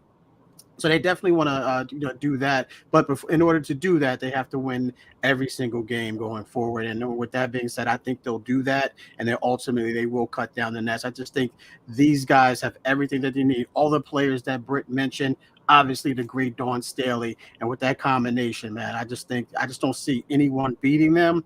I'm not saying it's going to be an easy run for them, but I just think that, there's going to be some tough ones there, down the road, but that's just going to show what type of team that you are. You can win. You can win big, obviously. Can you win a close one? And I think they're gonna face that, down the road, but I think they ultimately get it done for sure. Yeah, good stuff. Good stuff there. It's a Philly thing, Dawn Staley. Show them. Go do your thing. To you. Go. Yeah, she's doing a great job. She coached at Temple, right? Yeah, she coached at Temple, right? Yeah, she sure did. All right, y'all, good stuff. Let's get into our rants. Every week, you get 1 minute. Whatever's on your mind, whatever's on your heart, you got a chance to get it out. Could be positive, could be negative. Just if something's bothering you, it's your chance to rant for 1 minute about any sports topic that you want. Okay, Walk, I think I'm gonna start with you today, man. What you got for us this week? You're on the clock. You got 1 minute. All right, one of my rants, we just got to finish talking about John Moran, so I'm going to leave that one alone. So since I got first, I'm going to use my second one here. And I'm going to go positive. I'm going to go positive here, ladies and gentlemen. That's the Major League Baseball rule changes. I love this, guys, man. I love it. I got a chance to watch this. I've been hearing a lot about it. I finally got to sit down and watch a game, my Yankees, and I've been hearing a lot of nothing but praise with these rule changes. The pitch timer, 15 seconds when no one's on base, 20 seconds with runners on base. The hitter gets only one timeout. The pitcher, only can throw over twice. If he doesn't get the guy, it's considered a balk. Everyone can advance. The shift restrictions was my favorite. Oh my God, I could not stand the shift. So they got rid of that. So there have to be two guys on each side of the second base. They got rid of that. And the bigger bases as well. We're going to see a lot of stolen bases with that. It went from 15 inches to 18 inches. So with that being said, shout out to the Major League Baseball for getting these rule changes and starting to implement them, because there was a pitch count that was implemented about 7 years ago, but they didn't enforce it. So while watching this and seeing it done, and my man Wandy Peralty the other day struck out a batter in 20 seconds. I saw that. Exactly. That's unbelievable, man. So it's going to speed up the game. The game is already slow to begin with, but to now speed it up a little bit more, it's going to make it very interesting. So shout out to Major League Baseball for that. Yeah, man, I might actually start watching a couple games now, because I do think those rule changes are going to be for the better, for sure. I agree with that, because I like baseball just as much as you do, K-Walk, believe it or not, but I just couldn't sit down and watch a whole game because it's taking too long. But I will say one thing. Pitchers may get a little bit more exhausted than they were in years past. Yeah, you gotta get back on that mound and get ready to throw that pitch. So might have to work out just a little bit more. A little bit more. Hey, Walk, did you say they made the bases bigger? Yeah, they went from 15 inches to 18 inches. What was the thought behind that? What was that safety rules? They said that they feel like it was more safety because it was closer to the second baseman or the first baseman, third baseman, or what have you. Home plate stayed the same, but basically it's for safety reasons. But we're going to see a lot of stolen bases this year. Yeah. Because think about it, how close some of those calls are. Yeah. And now that the base is a little bit bigger, that's going to be interesting. That's going to be really interesting. All right, Britne Monique, the floor is yours. What you got for us this week? Okay, well, kind of took mine. Really? My bad. It was about the MLB pitch clock. My third one. I don't know if I really have one. Let me think. 2 seconds. 1, 2. All right, how about this? I don't know if I'm gonna say this right, but I'm gonna throw it out there. There's a lot of complaints not among necessarily the players, not necessarily among the coaches, but it tends to be among the GMs, and that's the tush. Is I say it's right? Tush push, tush push. Let me make sure I say this right, so I don't get thrown out of context. Basically, what that is that was, I guess you could say the Eagles, because the Eagles are highlighted behind it, although there are a few other teams that did attempt to do the same thing. Yeah. So Jalen basically, Hurts, it's a quarterback sneak, and there's players will come back and push him, and he'll push with his strong legs as well to get that 1 yard. And they want this to be banned. I heard what you said, Kate. Well, I just got what you said, by the way. But no, for what? Ban it for what? If I can recall, Tom Brady did this quite a few times, and y'all wasn't even thinking about banning it. So why all of a sudden, because only one team has done it successfully, because they practice it throughout the entire offseason, that is a problem. Other teams over the course of the season have attempted to do it. Some were successful, some were not successful. It's not my problem. Jalen Hurts, like you guys said, is can squat 600 pounds. Say, you know what? I'm about to quit because it's about to go somewhere else. But you guys know what I'm trying to say. My thing is this: if you got a problem with it, get a quarterback that can squat as strong as he is in the legs. Let me make sure I say it, in the legs, and get that offensive line up there, and maybe your team can do it. Other than that, stop complaining about it and let's keep moving on. This is really a big deal right now. Yeah, I agree with that, Britt. I definitely agree with that. It's kind of like when the Wildcat came into play. You know, if people complain about it, they'd say get rid of it. No, it's a copycat league. Either you implement it in your offense, like Britne says, or stop it. If you can stop it, stop it. If not, then implement it in your game. I have absolutely zero problem with it. To be honest with you, and I know Britt loves the tush push. I'm sorry, the tush push a lot more than I do. I couldn't stand it watching it against my 49ers. It would bother the heck out of me, but we couldn't stop it though. So I hate the fact that they call it a tush push, and I had to sit in here and say it. Well, everything we've been saying about Jalen, after all, and I'm like, oh man. But no, man. Tom Brady has been known to do something similar. It wasn't innovated by the Eagles at all. The Eagles did not innovate this at all. They just implemented it, and that was it. I think what the Eagles have done, they've taken it and improved upon it. Because it almost looks like a rugby scrum, like the way that they do it, how low their offensive linemen get. But I'm kind of on the other side of this one, guys. I don't like it. It's something about it that I just don't like. And I'm not really sure why I don't like it. I just don't like it. And I didn't mind, I don't mind the play, but I think when you get pushed from behind, when you get the running backs or you bring someone in motion to push your runner forward, there's something about that just kind of rubs me the wrong way. So I do think the league we're hearing a lot about it. So I feel like maybe the league is going to do something about it. I've heard some other players say it's a safety issue as well, because we got linemen diving at people's knees and ankles. So I wouldn't be surprised if the league does something about it, but I just don't like the pushing from behind.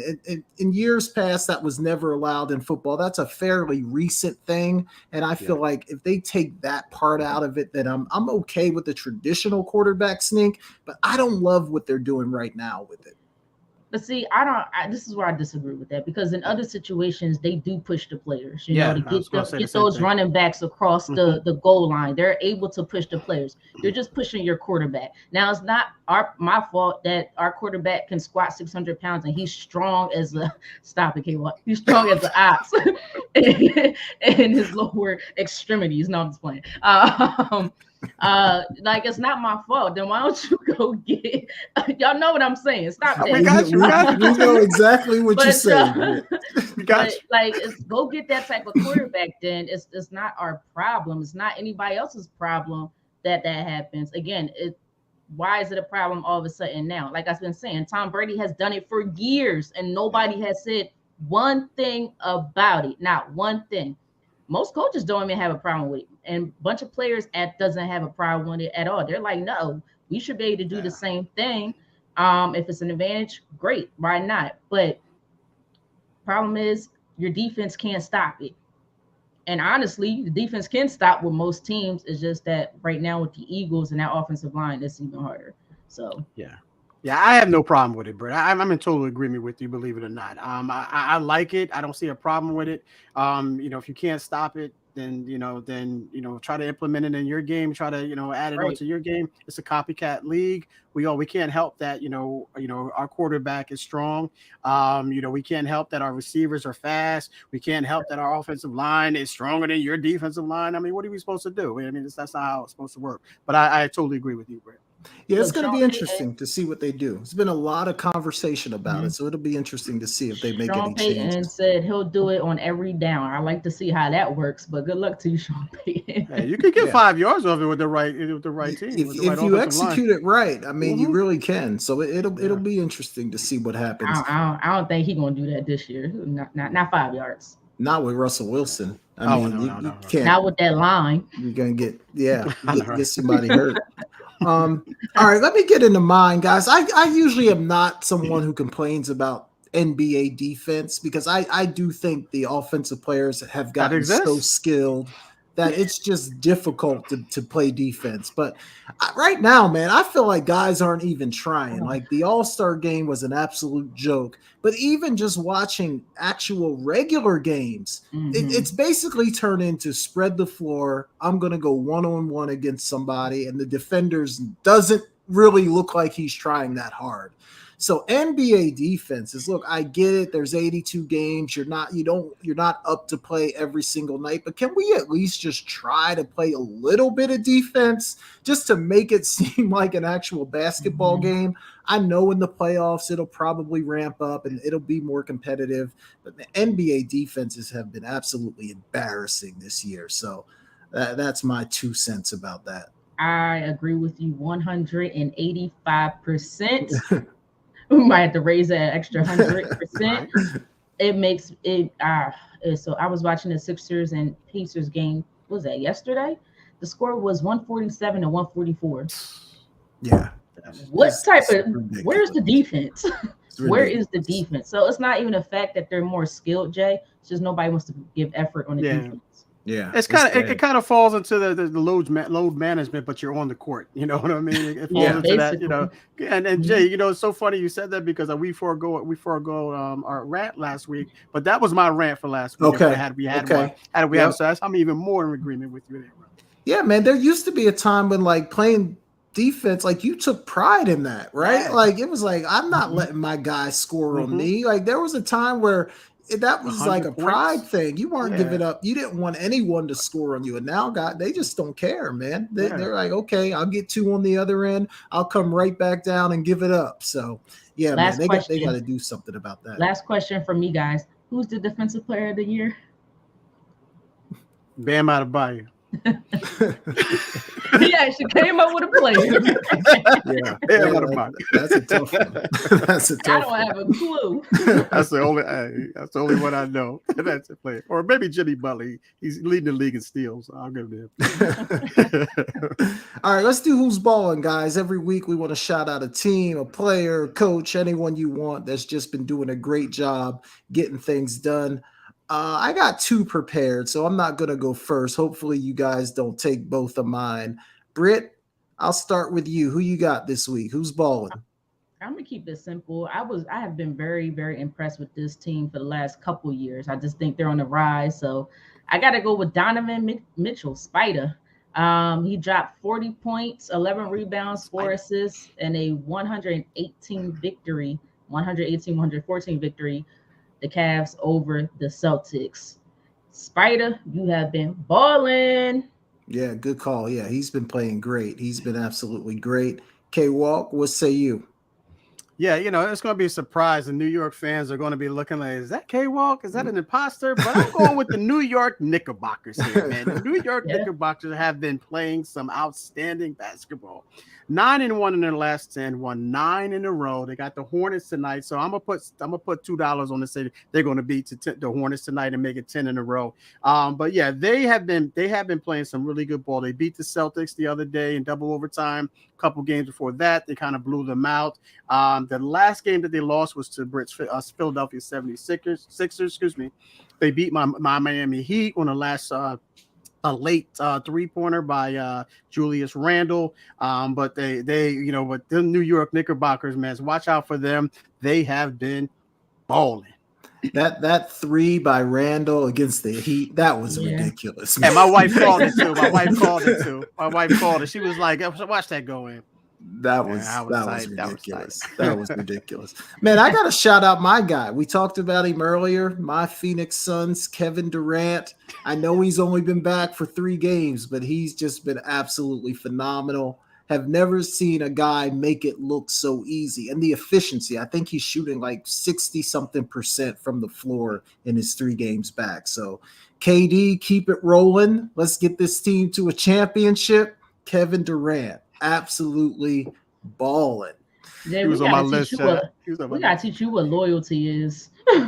But I'm very loyal. I've been loyal to Kevin Durant. When he was on OKC, I was an OKC fan. Then he went to Golden State. That was my new team. Then Brooklyn. So you're a KD fan. I'm following KD right now. He's my guy right now. I'm following KD. But you did say right now. Keyword right now. That's right now. I don't want to get too locked in. Don't put your eggs all in one basket. That's right. Like me and K-Walk. Keep those options open, right? All right, guys, let's get out of here. K-Walk, before we do, tell the people where they can find you on social media and if there's anything you're looking forward to this week sports-wise. Yeah, sports-wise, let's start there. I'm looking forward to the conference tournaments here this week. We got a bunch of them here, man. We've seen last week, we've seen some crazy endings. Your Penn State Nittany Lions beating crazy. Who they beat? Illinois, I think it was. Last second shot there. So we're seeing a lot of March Madness starting early. And ladies and gentlemen, this year is going to be very interesting as far as the basketball season and March Madness goes, but stay tuned for that. But you can catch me at Kevin.Walker142 on Instagram, Twitter at KevinWalker142, and Facebook Kevin Walker. You can catch me tomorrow night on Sports Talk with K Walk and E. Scott on Never Had It So Good Sports Radio, and you catch us on Spotify. Follow my links. Go on my social media pages I just gave you. The link will be there to listen at 7 p.m. to 9 p.m. on Wednesdays, for sure. All right, good stuff, K Walk. Yeah, I'm with you, man. Hopefully, I can kind of engage into some college basketball now that these tournaments are starting up. You're right, man. I don't know who the favorite is. I don't know who to pick. I don't know who's going to win. It's just going to be fun to kind of sit back and watch. And you guys can find me at Jason Talk Sports on Instagram, TikTok, and Twitter at Jason Talk Sports. So yeah, man, it seemed like a couple of weeks ago sports was kind of dying down a little bit, and now we've got all we can handle. So it's definitely a fun time. But Britt, what say you? Where can the people find you, and what are you looking forward to? Like you guys said, March Madness is getting ready to start up. I'm really intrigued on the men's side about this Alabama basketball team. I know this star on the player, Brandon Miller. He has some off the court issues going on, but boy, can he play some basketball. He can play. That is one talented young man. And hopefully their off the court issues, they can figure that out because he's probably an NBA star. Yeah. But March Madness, of course, NFL free agency is getting ready to start. So I always get excited about that. And I know for me and K-Walk, baseball is getting ready to come up. Woo! So I'm excited about that. I've watched a couple games and I can sit through an entire game, guys. An entire one. I don't need to walk away or nothing. That's the first time in many, I don't know if I've been alive that long, but many years I've been able to do that. But you guys can catch me on Instagram, TikTok, and Twitter at Britne Monique, right there on my screen at Britne Monique. No Y. I don't have a Y in my name. So that's how you spell it. All right.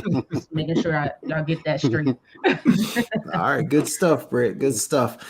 All right, guys. We thank you for listening to The Sideline Speaks. Again, if you're listening, hit that like button, hit that subscribe, share it with your friends, help us grow this channel. Also, check us out on Google Podcasts, Apple Podcasts, and Spotify. And we'll be back here next week live at 7 p.m. So for Brittany Jones and Kevin Walker, I'm Jason Collins, and we'll see you next week.